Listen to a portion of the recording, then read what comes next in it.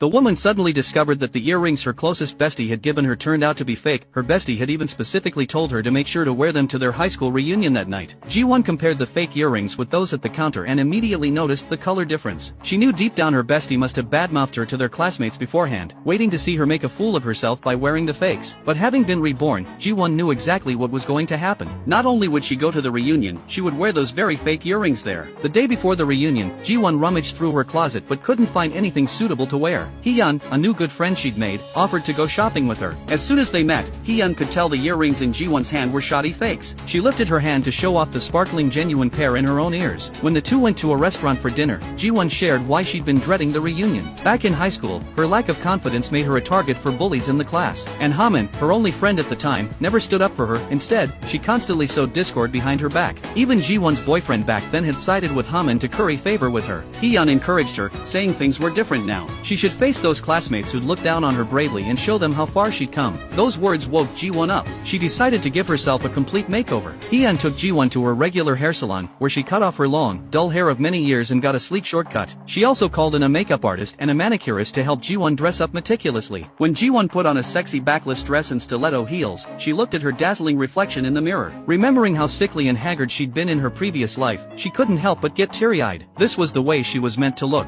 Hee-yeon, watching this, couldn't help but praise her beauty. 너무 예뻐요. 마음에 드세요?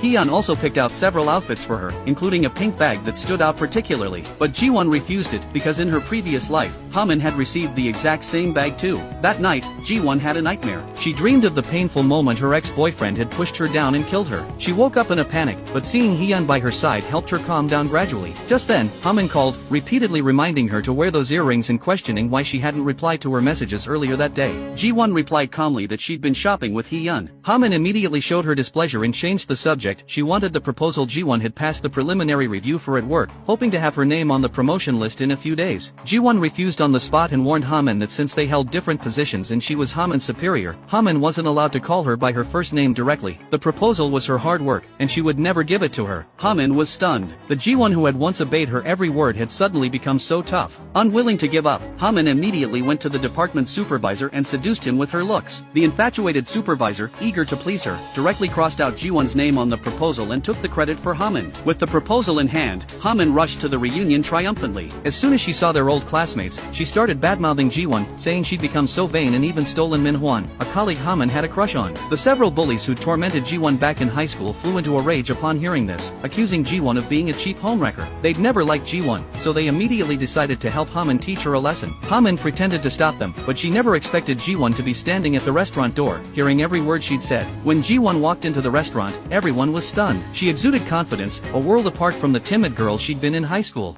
다들 오랜만이다. The male classmates who'd mocked her earlier quickly changed their tune, politely moving aside to make room for her. Just then, one of the bullies glared at her earrings, pointing out they were different from her besties. Could they be fake? Hamin curled her lips into a triumphant smile, waiting for Ji-won to embarrass herself. But Ji-won gently brushed her hair aside, revealing the sparkling diamond earrings in her ears. They were clearly genuine counterproducts. In contrast, the same style earrings Hamin wore looked dull and cheap, more like fakes themselves. It turned out Hee-yeon had seen through Hamin's malice long ago and bought the genuine earrings from the counter for Ji-won in advance. Hamin's face turned pale instantly, and she guiltily took off her fake earrings. Ji-won excused herself to the bathroom, knowing the bullies would follow. Sure enough, as soon as she entered a stall, she heard the bullies outside complaining that Ji-won was so pretentious and had bullied Hamin as soon as they met. Then they remembered Ji-won had also come to the bathroom. As they kicked each stall door one by one looking for her, Ji-won suddenly kicked open her stall door, startling them. She was no longer the pushover who let everyone walk all over her. She pulled out the fake earrings Hamin had given her and told them the truth.